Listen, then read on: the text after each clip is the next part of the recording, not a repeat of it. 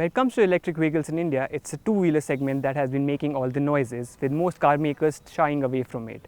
But now Hyundai is set to change all that with this, the Kona Electric. Now this is a fully electric crossover. It's powered by a 39.2 kilowatt hour lithium-ion battery, and Hyundai is promising a range of around 450 kilometers.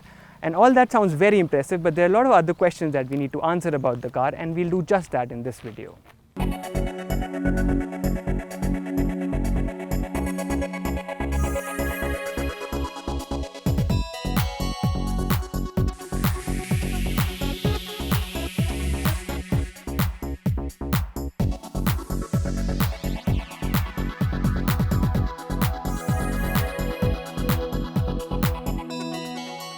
The Hyundai Kona is a very funky looking crossover. Now, unlike conventional cars which need a radiator grille, which is usually around here, there is no requirement for that. So you get this nice pattern on the inside of the grille. This thing pops open to reveal the charging socket. So you have your regular charging and DC fast charging as well. Now there's this signature Hyundai design language which we've seen on their crossovers and SUVs, including the Venue. So you get a split headlamp setup with the primary unit over here and the DRLs and the indicators around here. Moving on to the side, there's this very interesting looking alloy which serves a purpose. It helps reduce aerodynamic drag and optimizes the flow of air over the car.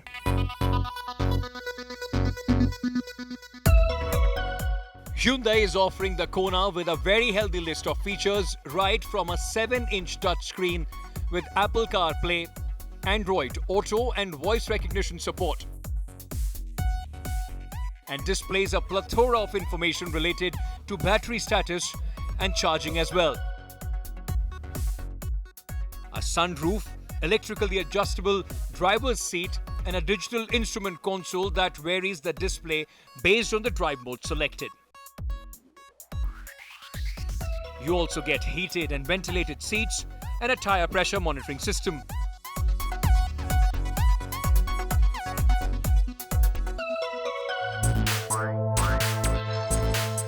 In terms of safety, there are 6 airbags on offer: ABS, electronic stability control and vehicle stability management, and the regular IC engine Kona has received a 5-star crash test rating as per Euro NCAP.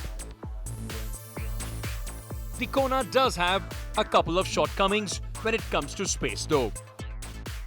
The rear seat, especially headroom and knee room, are very average, and 3 won't be very comfortably seated in the back.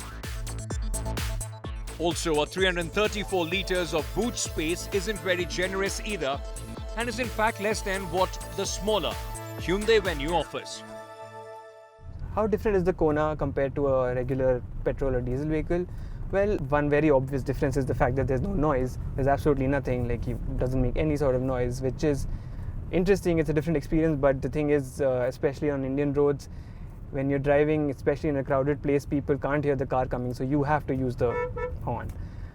The other thing is, since all that torque is available right from the get-go, so the acceleration is actually pretty quick.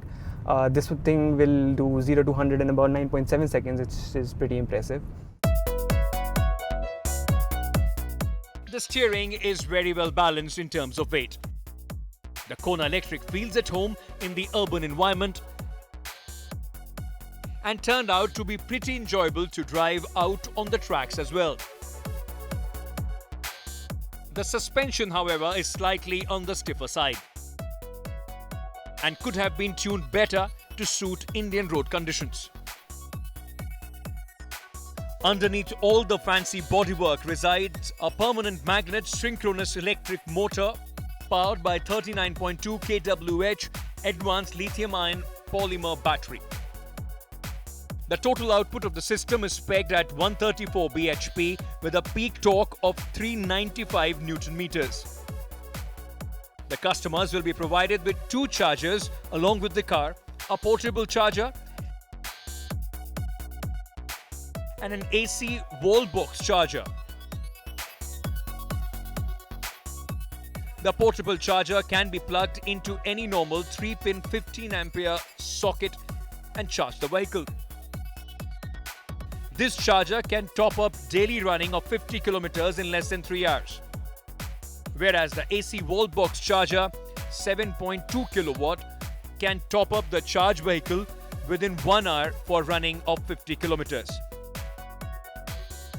For providing fast charging facility, Hyundai is working along with the IOCL to develop infrastructure at select fuel stations. These chargers can charge 80% of the battery capacity in less than an hour. There's one interesting thing that I want to point out about the Kona is these paddle shifters over here. Now, unlike regular cars where these are used to upshift or downshift, in case of the Kona, these actually modulate the extent of brake energy recuperation. So by flicking the left one, you can increase the level of recuperation, and with the right one you can decrease it. So it's basically all that energy that is usually lost while braking is utilized to recharge the batteries, and that's very handy considering you can optimize your range while driving. If you are thinking that the asking price of 25.30 lakh rupees ex-showroom is a bit steep, well, you're not entirely wrong. But it would be naive not to factor in the benefits in terms of the running costs. For starters, running cost is 1/5 that of petrol vehicle. Plus, with fewer moving parts, maintenance costs are reduced drastically as well.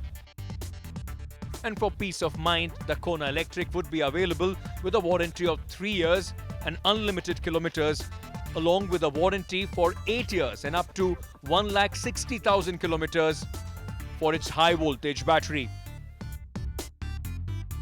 Considering an average daily running of around 40 to 50 kilometers, the Kona's electric range on offer should be good for a week or 10 days of running, and even be enough for short outstation trips.